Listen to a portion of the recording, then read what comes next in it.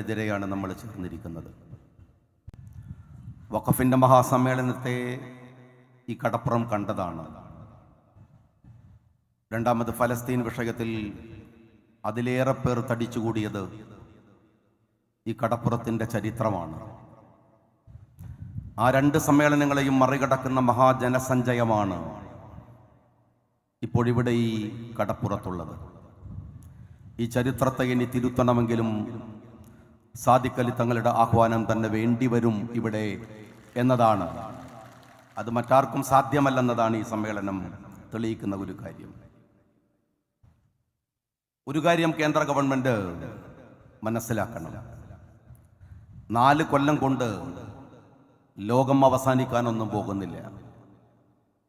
നമ്മളെല്ലാവരും ഇവിടെ ഉണ്ടാകും, ഇവിടെ തന്നെ ഉണ്ടാകും. നിങ്ങൾ കേട്ടിരുന്നില്ലേ കഴിഞ്ഞ പാർലമെന്റ് തെരഞ്ഞെടുപ്പിന് ഈ കേരളത്തിൽ വന്ന നരേന്ദ്രമോദിയുടെ ചോദ്യം? ഇത്തവണ 400, ഇത്തവണ 400. ഇന്ത്യയിലെ മതേതര ശക്തികൾ ആ സ്വപ്നത്തിന്റെ മുനയൊടിച്ചാണ് നരേന്ദ്രമോദിയെ പിന്നെ കൊണ്ടുവന്നത്. നിങ്ങൾ വിചാരിക്കുമ്പോഴൊക്കെ 400ഉം 200ഉം കോരിത്തരുന്ന നാടല്ല ഇത്. ഒരു പരീക്ഷണം. 100 കൊല്ലം നിങ്ങൾ പ്രവർത്തിച്ചതല്ലേ, ഒരു പരീക്ഷണം.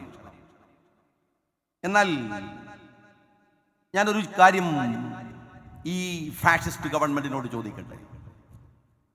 വഖഫ് ബില്ല് നിങ്ങൾ കൊണ്ടുവന്നു, നിങ്ങൾ അതിൽ ജയിച്ചു. പക്ഷെ വഖഫ് ബില്ല് ഇന്ത്യയിലെ ഏത് അടിസ്ഥാന പ്രശ്നത്തെയാണ് അഡ്രസ് ചെയ്യുന്നത്? നിങ്ങൾ NRC കൊണ്ടുവന്നു, നിങ്ങൾ മുത്തലാഖ് ബില്ല് കൊണ്ടുവന്നു, നിങ്ങൾ 370 ആർട്ടിക്കിൾ എടുത്തു കളഞ്ഞു. ഏത് പ്രശ്നത്തെയാണ് ഇന്ത്യ അഭിമുഖീകരിക്കുന്ന ഏതെങ്കിലും ഒരു അടിസ്ഥാനപരമായ പ്രശ്നം?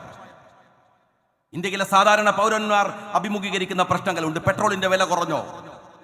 നിങ്ങൾ ഈ രാജ്യത്തിലെ 11 വർഷമായി ഈ രാജ്യത്തിലെ മുസ്ലിങ്ങളെ നിരന്തരമായി വേട്ടയാടിയിട്ട് രാജ്യത്തിന്റെ പ്രശ്നം മുസ്ലിങ്ങളെ വേട്ടയാടലാണോ? പെട്രോളിന്റെ വിലയല്ലേ? ലോകത്ത് ബാരലിന് $80 ഉണ്ടായിരുന്നത്. ഇന്നലെ ഉള്ളത് $63. ഇന്ത്യ മഹാരാജ്യത്തിലെ 80% വരുന്ന ഹിന്ദു സഹോദരന്മാരും. പക്ഷേ ആ വിലയിളവ് അനുഭവിക്കാൻ അവർക്ക് കഴിഞ്ഞിട്ടില്ല. നിങ്ങൾ മുസ്ലിം വിരുദ്ധമായ ഒരുപാട് ബില്ലുകൾ കൊണ്ടുവന്നു. നിങ്ങൾ GDP-യെ ഉയർത്താൻ കഴിഞ്ഞു. നിത്യോപയോഗ സാധനങ്ങളുടെ വില കുറക്കാൻ കഴിഞ്ഞു. എന്തിന്? വർഗീയതയുടെ പേരിൽ നിങ്ങൾ ഹിന്ദു സമൂഹത്തിന് വേണ്ടിയല്ലേ സംസാരിക്കുന്നത്? അവരുടെ വിശ്വാസത്തെ കുറിച്ചല്ലേ നിങ്ങൾ പറയുന്നത്? എങ്കിൽ അമ്പലത്തിലെ പൂജാദ്രവ്യങ്ങളുടെ വില കുറച്ചോ ഈ 11 കൊല്ലം കൊണ്ട്? വിശ്വാസികൾക്ക് പൂജ നടത്താനുള്ള അവർ വാങ്ങുന്ന പൂജാദ്രവ്യങ്ങൾക്ക് വില കുറക്കാൻ കഴിഞ്ഞോ നിങ്ങൾക്ക്? മുസ്ലിങ്ങൾക്കെതിരെ ഈ ബില്ല് കൊണ്ടുവന്നത് കൊണ്ട് തൊഴിലില്ലായ്മ പരിഹരിച്ചോ നിങ്ങൾ ഈ ബില്ല് കൊണ്ട്? ലോകോത്തരമായിരുന്ന ഇന്ത്യയുടെ സയൻസ് ഈ സംഘപരിവാരത്തിന്റെ ചാണകക്കുണ്ടിലാണ് ഇപ്പോൾ കിടക്കുന്നത്. നമുക്കറിയാം, സയൻസിൽ ലോകത്തോട് മികച്ചു നിൽക്കാൻ കഴിഞ്ഞോ നമുക്ക്? ഇന്ത്യയുടെ JNU, ഇന്ത്യയുടെ ജാമിയ മില്ലിയ, ഇന്ത്യയുടെ NIT, ഇന്ത്യയുടെ IIM, ലോകോത്തരമായി റേറ്റിംഗിൽ നിന്നിരുന്ന ഈ വിദ്യാഭ്യാസ സ്ഥാപനങ്ങൾ ഇന്ന് ഇന്ത്യയിലെ ലോകത്തിന്റെ മുമ്പിൽ അപഹാസ്യമാവിധം താഴോട്ട് വരികയല്ലേ? കോളേജിന്റെ ചുമരിൽ ചാണകമൊഴിച്ചാൽ കുട്ടികൾക്ക് ബുദ്ധിമരുന്ന് വരുമെന്ന് വിശ്വസിക്കുന്ന വിദ്യാസുരന്മാരായ വിദ്യാഭ്യാസ രംഗത്ത് വിദഗ്ധന്മാരെന്ന് പറയുന്നവരുടെ നാടായി ഇന്ത്യ മാറുകയല്ലേ? നിങ്ങൾ ഈ വഖഫ് ബില്ല് കൊണ്ടുവരുന്നത് കൊണ്ട് എന്താ ഈ രാജ്യത്ത് മാറ്റമുണ്ടാവുന്നത്? നിങ്ങൾക്ക് രാജീവ് ഗാന്ധിയെ അറിയാമല്ലോ. ലോകം IT-യിലേക്ക് ഉദിക്കുന്നതിന് മുമ്പ് രാഹുൽ IT-യിൽ കാണിച്ച ഒരു മികവുണ്ട്. ഇന്ന് നമ്മൾ വലിയ വർത്തമാനം പറയുന്നവരല്ലേ. നിങ്ങൾ മിഡിൽ ഈസ്റ്റിൽ പോയി നോക്കിയാൽ, ഗൾഫ് രാജ്യങ്ങളിൽ പോയി നോക്കിയാൽ ഇന്ത്യയുടെ ടെലിഫോൺ സംവിധാനത്തെ പോലെ മികച്ച സംവിധാനം ഇപ്പോഴുമില്ല. ഇന്ത്യയിൽ ചെറിയ ചിലവിൽ ലഭ്യമാകുന്ന പോലെ ഇന്റർനെറ്റ് ഒരു ഗൾഫ് രാജ്യത്തും ലഭ്യമല്ല. രാജീവ് ഗാന്ധിയുടെ ഏറ്റവും ഗൗരവപ്പെട്ട ഇടപെടലായിരുന്നു അത് അന്നത്തെ കാലത്ത്. ഇന്ന് IT അല്ല, ഇന്ന് ആർട്ടിഫിഷ്യൽ ഇന്റലിജൻസ് ആണ്. തൊട്ടടുത്ത ചൈന DPC കൊണ്ടുവന്നു. അമേരിക്കയുടെ AI വിറപ്പിച്ച് ലോകത്ത് ട്രില്യൺ കോടികളാണ് അവരിപ്പോൾ ഉണ്ടാക്കിക്കൊണ്ടിരിക്കുന്നത് ചൈന. നമ്മൾ കോളേജിൽ ചാണകം തെളിച്ചു കളിക്കുകയാണ്. നിങ്ങൾ ഈ ബില്ല് കൊണ്ട് എന്തുപകാരമാണ് ഉണ്ടാക്കിയത് ഈ രാജ്യത്ത്? ഈ ബില്ല് കൊണ്ടുവരിക വഴി ഒരു കാര്യം BJP അറിയണം, നിങ്ങൾ ജയിക്കുകയല്ല ചെയ്തത്, നിങ്ങൾ തോൽക്കുകയാണ്. ഈ ബില്ല് കൊണ്ട് നിങ്ങൾ തോൽക്കുകയാണ്. എന്തെന്നറിയുമോ? നിങ്ങൾ വിചാരിച്ചത് അഭിമന്യരായ നേതാക്കന്മാർ പറഞ്ഞ പോലെ നിങ്ങൾക്ക് ഈ സമൂഹത്തെ വേർതിരിക്കാമെന്നാണ്, വിഭജിക്കാമെന്നാണ്. എന്നാൽ 11 വർഷം കൊണ്ട് നിങ്ങൾ ഈ രാജ്യത്തിന്റെ മൗലികതയുടെ രോമത്തിൽ തൊടാൻ പോലും നിങ്ങൾക്ക് കഴിഞ്ഞിട്ടില്ലെന്ന് തെളിയിച്ചു ഇന്ത്യയുടെ പാർലമെന്റ്. ഞങ്ങളുടെ അഭിമന്യരായ പാർലമെന്റ് മെമ്പർമാർ ഇവിടെയുണ്ട്, ബഷീർ സാഹിബ് അടക്കം ഇവിടെയുണ്ട്. അവർ ഇന്ത്യയുടെ പാർലമെന്റിൽ സംസാരിക്കുന്നതിന്റെ ഇരട്ടി ശക്തിയിൽ, അവരെന്തിന് ഇരട്ടി ശക്തിയിൽ? നിങ്ങൾ ആലോചിച്ചു നോക്കൂ, ഈ വഖഫ് ബില്ല് പൂർണ്ണമായി മുസ്ലിങ്ങളെ ബാധിക്കുന്ന ബില്ലല്ലേ, മറ്റൊരു സമുദായത്തെയും ബാധിക്കുന്നതല്ലല്ലോ. നമ്മൾ വിചാരിച്ചു നമ്മൾ ഒറ്റക്കായി പോയേക്കാം, നമുക്ക് ഭയമുണ്ടായിട്ടല്ല, എന്നാലും വിചാരിച്ചു ഒറ്റക്കായി പോയേക്കാം. ഇന്ത്യയുടെ പാർലമെന്റിൽ എത്ര മുസ്ലിങ്ങളാ ഉള്ളത്? വിരൽ കൊണ്ട് എണ്ണി തീർക്കാവുന്ന മുസ്ലിങ്ങൾ അല്ലേ? പക്ഷേ ഈ രാജ്യം മുസ്ലിങ്ങളോട് പറഞ്ഞു, നിങ്ങൾ വിശ്രമിച്ചോളൂ, നിങ്ങൾ വിശ്രമിച്ചോളൂ. ടി മുഹമ്മദ് ബഷീർ സാഹിബും സമദാനി സാഹിബും ഒന്നും ആർത്തലച്ചു സംസാരിക്കേണ്ട, ഞങ്ങളുണ്ട്, നിങ്ങൾ വിശ്രമിച്ചോളൂ എന്ന് ഈ രാജ്യം നമ്മളോട് പറഞ്ഞു, വിശ്വാസികളോട് പറഞ്ഞു, മുസ്ലിങ്ങളോട് പറഞ്ഞു. മുസ്ലിങ്ങൾ മാത്രമല്ല, ക്രിസ്ത്യാനി മാത്രമല്ല, സിഖുകാരൻ മാത്രമല്ല, മൈക്രോ മൈനോറിറ്റി കമ്മ്യൂണിറ്റിയായ ഈ രാജ്യത്തിലെ ഏതൊരു സമുദായവും, ഇന്ത്യയിലെ അവസാനത്തെ പൗരനും അവന്റെ പ്രശ്നം ഈ രാജ്യത്തിന്റെ പ്രശ്നമാകുമ്പോഴേ ഇത് ഇന്ത്യയാവൂ എന്ന് പറഞ്ഞ് ഗാന്ധിജിയുടെ വാക്കുകളെ ഏറ്റെടുത്തുകൊണ്ടാണ് ഇന്ത്യയുടെ പാർലമെന്റിനകത്ത് മതേതര വിശ്വാസികൾ ഈ സമുദായത്തെ നെഞ്ചോട് ചേർത്ത് പിടിച്ചത്, അവരെ കൂട്ടിപ്പിടിച്ചത്. നിങ്ങൾ എന്താ വിചാരിച്ചത്? ഭയപ്പെടുത്തി, നിങ്ങൾ ഒരുപാട് കളിയാക്കി ഒരു മനുഷ്യനെ, ഒറ്റപ്പെടുത്തി നിങ്ങൾ. എന്നിട്ടും ആ മനുഷ്യൻ നിർഭയനായി ഇന്ത്യയുടെ ഗ്രാമാന്തരങ്ങളിലൂടെ നടന്ന് ആ മനുഷ്യൻ ചേർത്തു പിടിച്ചൊരു ഐക്യമുണ്ട്. രാഹുൽ എന്ന് പറയുന്നതിന്റെ കൂട്ടത്തിൽ ഗാന്ധിജി എന്ന് മടികൂടാതെ രാഹുൽ ഗാന്ധിജി എന്ന് പറയാൻ കഴിയും വിധത്തിൽ ഒരു ചെറുപ്പക്കാരൻ, ഒരു മനുഷ്യൻ ഇന്ത്യയുടെ പാർലമെന്റിലെ നിങ്ങളുടെ സ്വപ്നത്തെ മുഴുവൻ തകിടം മറിച്ച് നിങ്ങൾ വിചാരിച്ചതിലധികം വോട്ടുകൾ നേടി ഈ രാജ്യത്തിലെ മുസ്ലിങ്ങളെ ചേർത്ത് പിടിച്ചത് നമ്മൾ കണ്ടു. ഈ രാജ്യത്ത്, ഈ നാട്ടിലെ CPM അന്തങ്ങൾ പറയുന്നത് ആ മനുഷ്യനെ കളിയാക്കുന്നത്, ഇതെല്ലാം ഒരു കൂട്ടി ആ മനുഷ്യനെ. നിങ്ങൾക്ക് ആരാ ഉള്ളത് പാർലമെന്റിൽ? കേരളത്തിന്റെ തെരഞ്ഞെടുപ്പ് കഴിഞ്ഞപ്പോ മക്കളെയും പേരക്കുട്ടികളെയും കൂട്ടി ടൂർ പോയ നിന്റെ മുഖ്യമന്ത്രിയാണോ പിന്നെ ഈ രാജ്യത്തിന്റെ സംരക്ഷകൻ എന്ന് പറയുന്നത്? ആ മനുഷ്യൻ തെരുവിലായിരുന്നു, രാഹുൽ ഗാന്ധി എന്ന് പറയുന്ന മനുഷ്യൻ. നിങ്ങൾ ഇന്നലെ കണ്ടല്ലോ. ഞാൻ വീണ്ടും പറയുന്നു, നിങ്ങൾ തോറ്റിരിക്കുന്നു. NRC കൊണ്ടുവന്ന അതുപോലെ 307 വകുപ്പ് എടുത്തു കളഞ്ഞ അതേ ലാഘവത്തിൽ ഇന്ത്യയുടെ പാർലമെന്റിൽ ഈ ബില്ല് കൊണ്ടുവരാമെന്ന് നിങ്ങൾ വിചാരിച്ചു. നടന്നില്ല. വോട്ടെടുപ്പ് നടന്നു, നിങ്ങൾ തുറന്ന് കാണിക്കപ്പെട്ടു. ഒരൊറ്റ പ്രസംഗം മതി, ഒരുപാട് പ്രസംഗമുണ്ട്. അതിലൊരു പ്രസംഗം കപിൽ സിബലിൻ്റെതാണ്. മുസ്ലിം ലീഗിന്റെ നേതാക്കന്മാർ കുഞ്ഞാലിക്കുട്ടി സാഹിബിന്റെ നേതൃത്വത്തിൽ കപിൽ സിബിനെ പോയി കണ്ട് ഇന്ന് കോടതിയിലും കപിൽ സിബ് ഇന്ത്യയുടെ പാർലമെന്റിൽ പറയുന്ന ഒരു കാര്യമുണ്ട്. നിങ്ങള് ഇവിടുത്തെ മുസ്ലിങ്ങള് അധ്വാനിച്ചുണ്ടാക്കുന്ന അവരുടെ ഭൂമി, അവന്റെ സ്വത്ത്, ആ സ്വത്ത് അവർക്ക് ആർക്ക് കൊടുക്കണമെന്നതിന്റെ മുകളിൽ നിങ്ങൾക്ക് വിധി പറയാൻ എന്ത് അവകാശമാണുള്ളത്? രണ്ടാമത്തെ ചോദ്യം മുസ്ലിങ്ങളോടല്ല. കപിൽ സിബലിന്റെ ചോദ്യം RSSനോടാണ്. എന്താണെന്ന് അറിയുമോ? ഈ രാജ്യത്തിലെ ഹിന്ദു നിയമം അനുസരിച്ച് പെൺകുട്ടികൾക്ക് സ്വത്തിൽ അനന്തരാവകാശം ലഭിക്കില്ല. എന്നാൽ മുസ്ലിം ആൺകുട്ടികൾക്ക് സ്വത്തിന്റെ ഇരട്ടിയാണ് ലഭിക്കുക. നമുക്കറിയാം. കപിൽ സിബൽ ചോദിക്കുന്ന ഒരു ചോദ്യമുണ്ട്, നിങ്ങൾക്ക് ഈ നിയമം ഏകീകരിക്കാൻ കഴിയുമോ? മുസ്ലിങ്ങളോടുള്ള വിരോധത്തിന്റെ പേരിൽ ഈ നിയമം നിങ്ങൾ ഏകീകരിക്കുമോ? അങ്ങനെ ഏകീകരിച്ചാൽ ഇന്ത്യയിലെ കോടിക്കണക്കിന് വരുന്ന ഹിന്ദു പെൺകുട്ടികൾക്ക് അവരുടെ സ്വത്തിന്റെ അവകാശം കിട്ടുമെന്ന് ചോദിക്കുന്നത് ഷാജിയല്ല, ലീഗല്ല. ഇന്ത്യയിലെ ഒരു ഹിന്ദു സമൂഹ വിശ്വാസ ആചാരമനുസരിച്ച് ജീവിക്കുന്ന ഇന്ത്യയുടെ പാർലമെന്റിലെ, ഇന്ത്യയിലെ സുപ്രീം കോടതിയിലെ നമ്പർ 1 എന്ന് പറയാൻ കഴിയുന്ന ഒരു മനുഷ്യൻ. RSSകാരാ ഒരുപാട് ചോദ്യങ്ങൾ ഇന്ത്യയുടെ ഗ്രാമങ്ങളിൽ ചോദിക്കാനിരിക്കുകയാണ് നിങ്ങളോട്. ഒരുപാട് ചോദ്യങ്ങൾ. ഈ രാജ്യത്തിലെ ഹിന്ദു സഹോദരന്മാർ കൊടുത്ത വഖഫ് സ്വത്ത്, അതിനെ എങ്ങനെയാണ് നിങ്ങൾ റദ്ദു ചെയ്യുന്നത് എന്ന് ചോദിക്കുന്നുണ്ട് അദ്ദേഹം ചോദിക്കുന്നുണ്ട്. ഒരു കാര്യം ഞാൻ ഇവിടെ പല തെറ്റിദ്ധാരണകളും, വഖഫ് എന്ന് പറയുന്ന വകുപ്പിന്റെ കീഴിൽ കോടിക്കണക്കിന് രൂപയുടെ സ്വത്തുക്കൾ കെട്ടിക്കിടക്കുന്നു എന്ന് ദുർന്യായങ്ങൾ പറയുക. 25 സെന്റോ മറ്റോ ആണ് വഖഫ് എന്ന് പറയുന്ന അധികാരത്തിന്റെ കയ്യിലുള്ളത്. അങ്ങനെ ഒരു വകുപ്പിന്റെ കയ്യിൽ ഭൂമിയില്ല. അവരാ ഭൂമി കൈവശം വെക്കുന്നില്ല. പാർലമെന്റിനകത്ത് ധനകാര്യമന്ത്രിയും ഇന്ത്യയുടെ ആഭ്യന്തരമന്ത്രിയും നുണ പറഞ്ഞു. കപിൽ സിബൽ അതിനെ ചോദ്യം ചെയ്യുന്നുണ്ട്. മറ്റൊന്നുകൂടെ ഞാൻ പറയട്ടെ, വഖഫ് എന്ന ഈ സ്വത്ത് ആരുടെ കയ്യിൽ നിന്നും തട്ടിപ്പറിച്ചെടുക്കുന്നതല്ല. നിങ്ങൾ മനസ്സിലാക്കണം, ഒരു അയൽക്കാരൻ മരിച്ചു കിടക്കുകയാണ്, അവനെ സംസ്കരിക്കണം. ഭൂമിയുടെ മുകളിൽ വേണ്ട, 6 അടി മണ്ണിന്റെ താഴെ തൊട്ടയൽ ഭാഗത്ത് കിടക്കുന്നവന് ഭൂമി കൊടുക്കുമോ? അവിടെ ഒന്ന് സംസ്കരിച്ചേക്ക് എന്ന് പറയുമോ? നമ്മളിലെ ഭൂരിപക്ഷം ആളുകൾ അങ്ങനെ പറഞ്ഞുകൊള്ളണം എന്നില്ല. എന്നാൽ അവർക്ക് വേണ്ടി ഭൂമി കൊടുക്കുക, ഒരുപക്ഷെ തറവാട്ട് വഴി അനുഭവിക്കാൻ ഈ രാജ്യത്ത് അവന് സന്തോഷകരമായി ജീവിക്കാൻ കിട്ടുന്ന ഭൂമി, അതല്ലെങ്കിൽ അവൻ അധ്വാനിച്ചുണ്ടാക്കുന്ന അവന്റെ ഭൂമി അവൻ ഈ സമൂഹത്തിന് വേണ്ടി നൽകുക.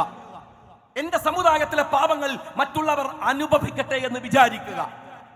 ഞാൻ അങ്ങനെ വിചാരിക്കുന്നവരോട് ചോദിക്കട്ടെ, അങ്ങനെ വിചാരിക്കാൻ കഴിയുന്നവരോട്, ഈ നാട്ടിലെ മുസ്ലിങ്ങൾ അന്തിയുറങ്ങുന്ന ഖബർസ്ഥാൻ സർക്കാർ കൊടുത്തതാണോ?